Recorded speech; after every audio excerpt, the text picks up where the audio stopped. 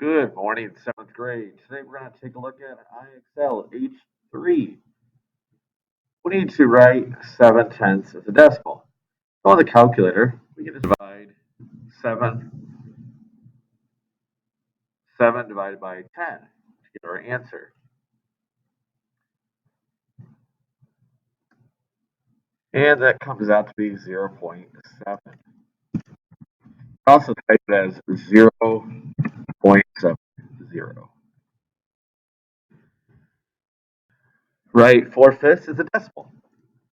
All right, again, on the calculator, you could go ahead and do that. If you didn't have a calculator, 4 goes on the inside, 5 goes on the outside. Is 0 point, bring down to 0. Well, 8 times 5 is 40, so 0.8 would be our answer. Sorry that the program doesn't have the best handwriting. Go ahead and clear off my screen. All right, write 0.2 as a fraction. Well, notice we only have to move one time to the right. You always start by adding the number 1. If you move it over one time, you add 1 0. Then we can reduce it because they're both even. So 1/5 will be our answer.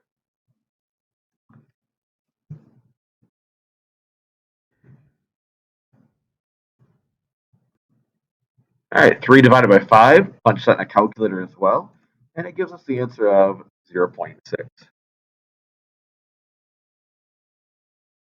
All right, 5 1/2 is a decimal. Well, 5, that's a whole number. So when you have the whole number, you put that down. Then a calculator, you do 1 divided by 2, which is also 0.5. Same thing with the calculator, whole number right down.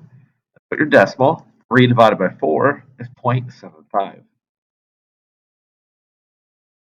All right, let me go ahead and jump up a level.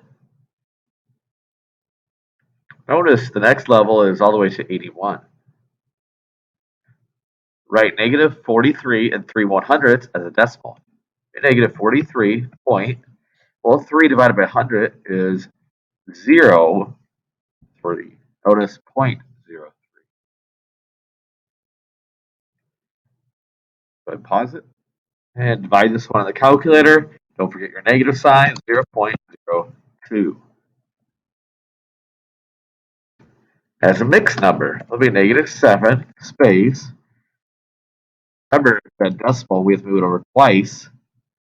So it's 19 over 100. Again, we have to add 2 zeros. Then we look at it and say, can it be reduced? No, it cannot, because 19 is a prime number.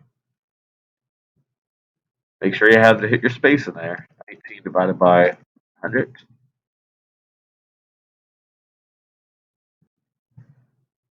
Okay, on this one, going in with the decimal over 3 times.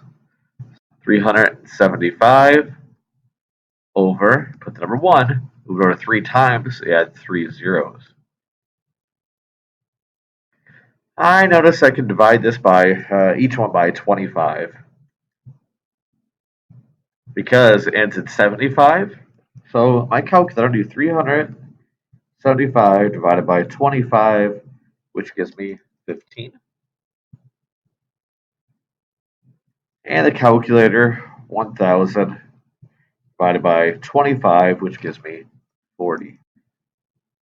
Well, I can look at it, and I notice it can also be divisible now by 5, because it ends in 5, ends in 0. So if I divide it by 5, it gives me a 3. If I divide it by a 5, it gives me 8, because 8 times 5 is 40, 3 times 5 is 15. So 3/8 would be my final answer. And that's pretty much today's assignment in a nutshell. If you have any questions, please show up to the Google Meet during your time, or you can send me an email. Thank you very much for watching this video. Have a great day. By the way, if you watch all this video, please send me an email. I will give you 10 extra credit points.